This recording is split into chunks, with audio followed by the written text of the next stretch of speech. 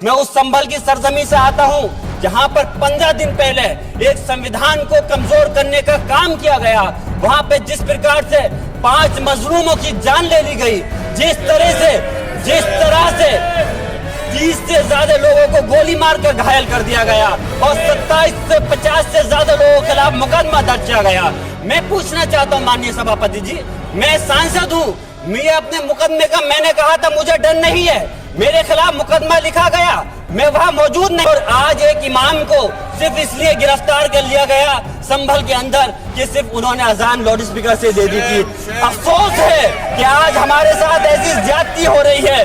आज पूरे प्रदेश और मुल्क के अंदर जिस तरह से हमारे लोगों की हिफाजत नहीं की जा रही, एक मॉब लिंचिंग सिर्फ धर्म के नाम पर, अगर कोई मुस्लिम है, ओबीसी है या पिछड़ा समाज का, एससी समाज का है तो नाम पूछ कर करके उसकी हत्या कर दी जाती है, बुलडोजर चलाए जा रहे हैं। हेट स्पीच, अगर कोई हम कुछ बोलते हैं तो हेट स्पीच करके मुकदमा दर्ज कर देते हैं, और जो हमारे धार्मिक आका हमारे सल्लल्लाहु अलैहि वसल्लम की शान में गुस्ताखी करता है उनके खिलाफ कोई कार्रवाई नहीं। हम लोग अपने इस मुल्क के अंदर मजबूरी से नहीं रुके, बल्कि हम जो है अपनी मर्जी से रुके थे। हमारी मुल्क को आजाद कराने में हजारों लाखों मुसलमानों ने शहीद हुए थे।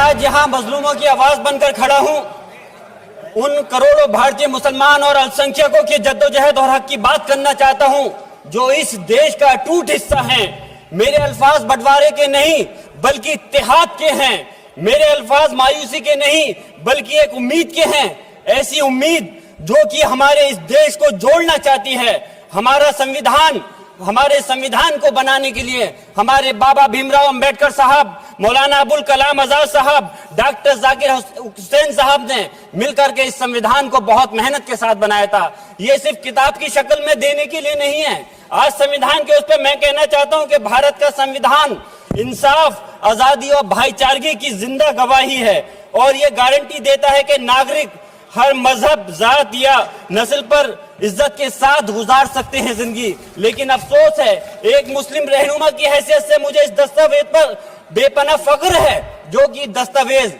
जो संविधान हमें इजाजत देता है। आर्टिकल 15 के मुताबिक किसी भी नागरिक को मजहब, जात, लिंग, नस्ल या जन्म के स्थान पर भेदभाव नहीं किया जाएगा। आर्टिकल 19 में बोलने के, अभिव्यक्ति की आजादी का हक दिया गया है, जो कि हमारे अधिकारी को हक की आवाज को छीनने का आप काम कर रहे हैं। आर्टिकल 25 अपने मजहब को मानने और उस पर अमल करने की आजादी देता है। आर्टिकल 29 के तहत अल्पसंख्यकों के हकों की हिफाजत करने के लिए प्रावधान किए गए हैं, लेकिन आप तो हमारे हकों की छीनना चाहते हैं।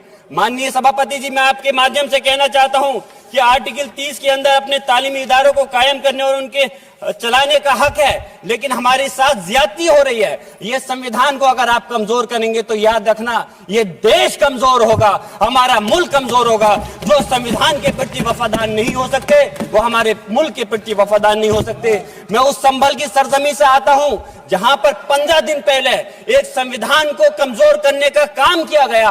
वहां पे जिस प्रकार से 5 मजलूमों की जान ले ली गई, जिस तरह से 30 से ज्यादा लोगों को गोली मारकर घायल कर दिया गया और 27 से 50 से ज्यादा लोगों के खिलाफ मुकदमा दर्ज किया गया।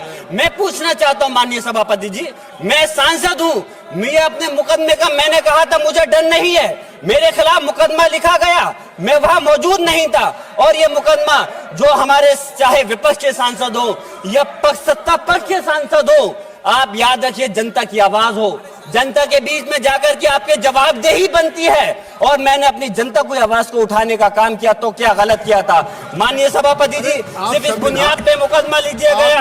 आज मैं आपको बताना पॉइंट पे बोल रहा हूँ, संविधान पर ही बोल रहा हूँ। माननीय सभापति जी, आज मैं चाहता हूँ उन लोगों को इंसाफ मिलना चाहिए जिन्होंने ज्यादती की है, उनको सजा मिलनी चाहिए। और आज एक इमाम को सिर्फ इसलिए गिरफ्तार कर लिया गया संभल के अंदर कि सिर्फ उन्होंने अजान लाउड स्पीकर से दे दी थी। अफसोस है कि आज हमारे साथ ऐसी ज्यादती हो रही है। माननीय अध्यक्ष जी, हमारा संविधान किसानों को मजबूती की बात करता है, जो इस देश की रीढ़ की हड्डी है। 130 किसान जो 10 दिन से ज्यादा समय से जेल में बंद हैं, आप किसानों को हक नहीं दे पा रहे तो किसको हक देने का काम करोगे? मैं अफसोस करता हूँ आज पूरे प्रदेश और मुल्क के अंदर जिस तरह से हमारे लोगों की हिफाजत नहीं की जा रही, एक मॉब लिंचिंग सिर्फ धर्म के नाम पर, अगर कोई मुस्लिम है, ओबीसी है या पिछड़ा समाज का, एससी समाज का है, तो नाम पूछ कर करके उसकी हत्या कर दी जाती है। बुलडोजर चलाए जा रहे हैं। हेट स्पीच, अगर कोई हम कुछ बोलते हैं तो हेट स्पीच करके मुकदमा दर्ज कर देते हैं। और जो हमारे धार्मिक आका हमारे सल्लल्लाहु अलैहि वसल्लम की शान में गुस्ताखी करता है, उनके खिलाफ कोई कार्रवाई नहीं। मेरे पास समय कम है, इसलिए तेजी के साथ में मुझे बोलना पड़ रहा है। माननीय सभापति महोदय जी, ये सवाल बंटवारे का नहीं, बल्कि हम वतनों के लिए, जिनका जमीर मर गया है, उनके जमीर को जिंदा करने के लिए है। हम चाहते हैं इस देश की आजादी, हमारी देश की, सभापति जी बस मैं अपनी बात खत्म कर रहा हूं, 1 मिनट। हमारी देश की आजादी के लिए मैं ये कोई बंटवारे की बात नहीं कर रहा, लेकिन हमारे मुस्लिम और हिंदू समाज सब लोगों ने मिलकर के इस देश को आजाद कराने का काम किया था। आज उनके साथ ज्यादती क्यों की जा रही है? हम लोग अपने इस मुल्क के अंदर मजबूरी से नहीं रुके, बल्कि हम जो है अपनी मर्जी से रुके थे। हमारी मुल्क को आजाद कराने में हजारों लाखों मुसलमानों ने शहीद हुए थे। माननीय सभापति जी, कंक्लूड कर रहा हूँ, सिर्फ राजकुमार से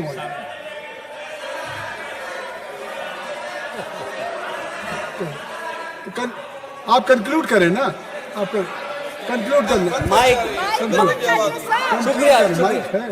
शुक्रिया माननीय सभापति जी।